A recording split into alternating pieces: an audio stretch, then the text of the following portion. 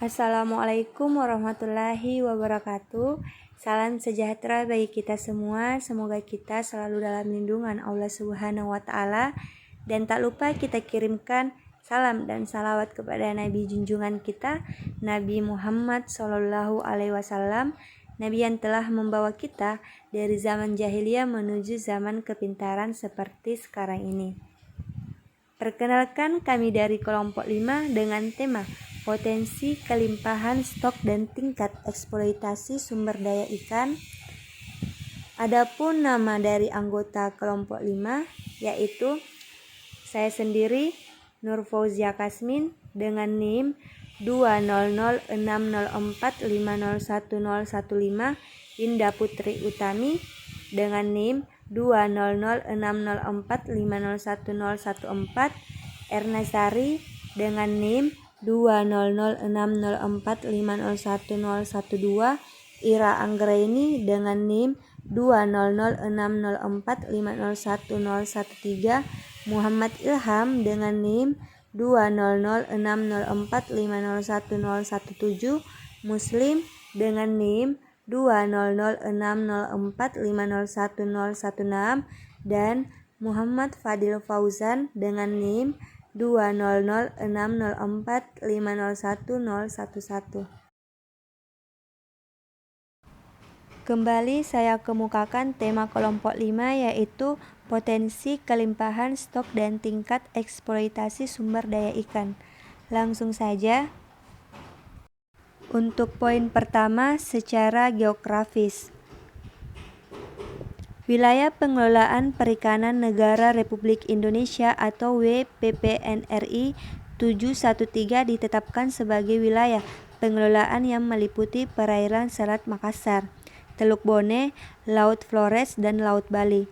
Secara administratif, WPPNRI 713 berbatasan dengan Kabupaten Kutai Timur, Provinsi Kalimantan Timur, dan Kabupaten Donggala, Provinsi Sulawesi Tengah. Di bagian utara berbatasan dengan Kabupaten Kolaka, Provinsi Sulawesi Tenggara di sebelah timur, berbatasan dengan Kabupaten Sika, Provinsi Nusa Tenggara Timur atau NTT, Kabupaten Situbondo, dan Kabupaten Banyuwangi, Provinsi Jawa Timur di sebelah selatan. Sementara ke arah barat, WPPNRI ini berbatasan dengan Kabupaten Kota Baru dan Tanah Laut.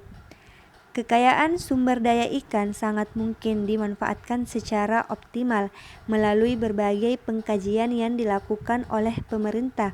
Kelompok jenis ikan yang dikaji meliputi 9 kelompok ikan yang bernilai ekonomis, meliputi kelompok ikan pelagis kecil, pelagis besar, demersal, ikan karang, udang, panait, lobster, kepiting, rujungan, dan cumi-cumi. Untuk poin kedua yaitu potensi sumber daya ikan. Potensi sumber daya ikan laut pertama kali ditetapkan melalui Keputusan Menteri Pertanian Nomor 995 pada 2001, yang kemudian disusul dengan kajian ulang berikutnya pada tahun 2005. Kegiatan pengkajian stok merupakan kewajiban yang perlu dilaksanakan secara berkala sesuai Pasal 7 Ayat 1 Undang-Undang Nomor 31 Tahun 2004, Nomor 45 Tahun 2009, yang mana Menteri Kelautan dan Perikanan berkewajiban menetapkan potensi dan alokasi sumber daya ikan di wilayah pengelolaan perikanan Republik Indonesia. Atas dasar hal tersebut, pelaksanaan evaluasi kondisi stok kemudian dilakukan pada 2011, 2013, dan 2015 dengan terus memperluas cakupan spesies dan menyempurnakan metode yang digunakan. Lanjut, kita memasuki poin ketiga yaitu produksi dan kelimpahan. Total produksi perikanan tangkap di laut yang dihasilkan dari WPPNRI 713 sebesar 587.000 ton pada tahun 2015. Capaian ini diperoleh dari 8 kelompok komoditas meliputi kelompok ikan pelagis besar, pelagis kecil, ikan demersal, ikan karang, binatang berkulit keras, binatang lunak, binatang air lainnya, dan tumbuhan air yang berupa rumput laut. Komoditas bernilai ekonomis tinggi seperti udang, lobster, kepiting, dan rujungan dikelompokkan ke dalam binatang berkulit keras, sementara cumi-cumi, soton dan gurita dan kerang-kerangan dikelompokkan sebagai kelompok binatang lunak. Kontribusi terbesar diperoleh dari kelompok ikan pelagis kecil sebesar 37,8% dari total produksi, diikuti oleh kelompok ikan pelagis besar 20,9%, ikan demersal 18,5%, dan ikan karang 7,13%. Untuk poin ketiga ini yaitu produksi dan kelimpahan. Yang pertama ada juga sumber daya ikan pelagis.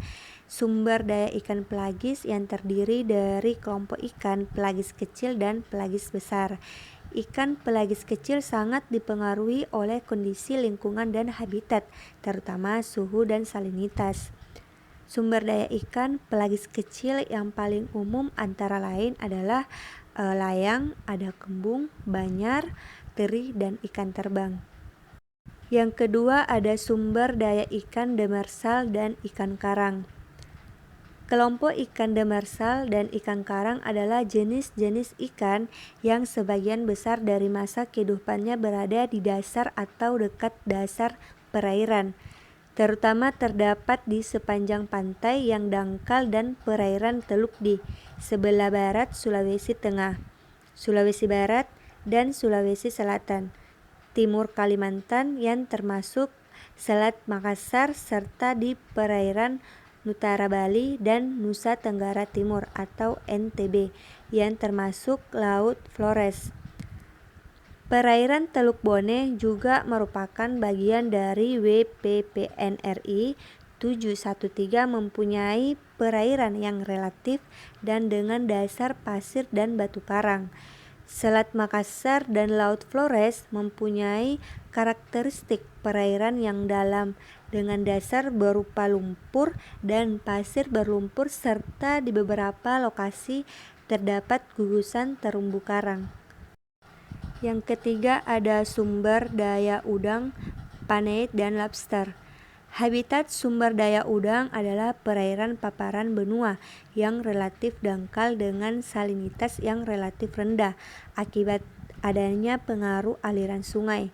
Untuk wilayah WPPNRI 713, sebagian besar udang paneit menyebar di perairan Kalimantan Timur, terutama di perairan sekitar Balikpapan, sedangkan udang lobster menyebar di perairan yang berdasar pasir dan berbatu karang, umumnya di perairan sekitar Sulawesi dan sebagian Bali dan Flores. Udang paneit umumnya tertangkap bersama-sama ikan demersal karena hidup pada habitat yang sama. Berdasarkan data sampling, proporsi antara udang dan ikan demersal berkisar 20% udang dan 80% ikan demersal. Proporsi terbesar hasil tangkapan udang adalah jenis paneit. Adapun tingkat pemanfaatan dan peluang pengembangan. Sumber daya ikan merupakan sumber daya yang dapat pulih kembali, namun bukan berarti tidak terbatas.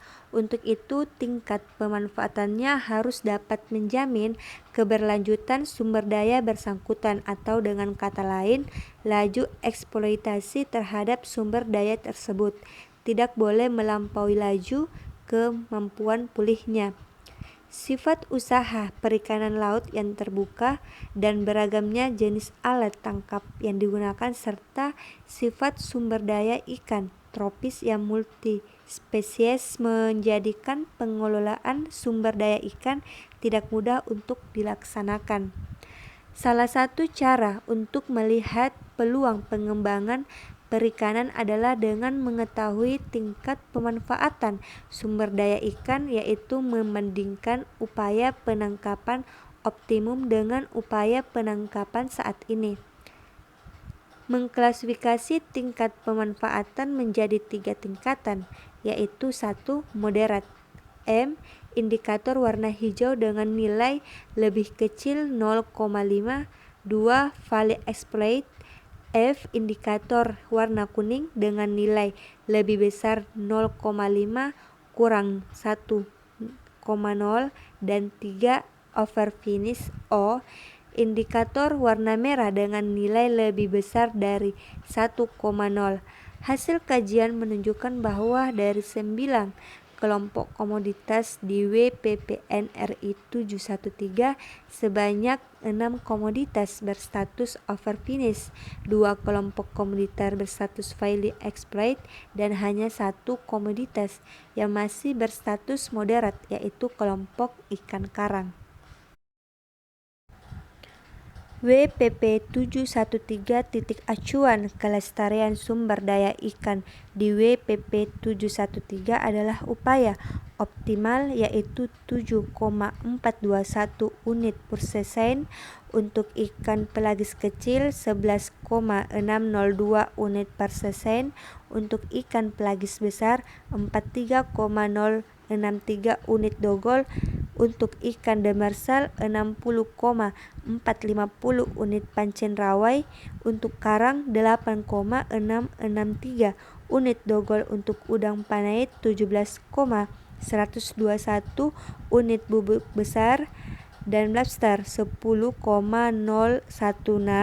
unit bubuk untuk kepiting, 29,025 untuk rajungan, dan 10,135 unit pancing cumi untuk cumi-cumi.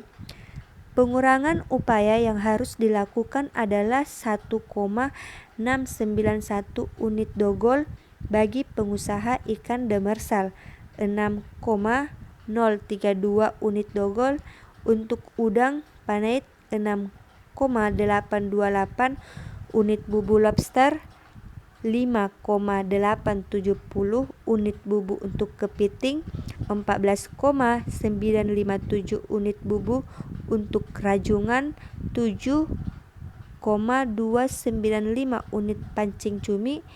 Sementara penambahan upaya bisa dilakukan untuk pengusaha ikan pelagis kecil sebanyak 2,921 unit per season, 16,53 unit per season bagi ikan pelagis besar, dan 38,971 unit pancing rawai untuk ikan karang.